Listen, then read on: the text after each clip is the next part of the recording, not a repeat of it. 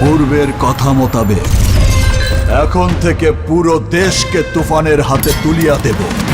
সে যা চাইবে পাইবে, যা করিতে চাইবে করিবে।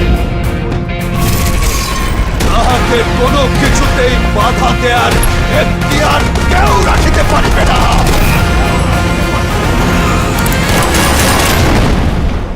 আর এর ব্যত্যয় ঘটিলে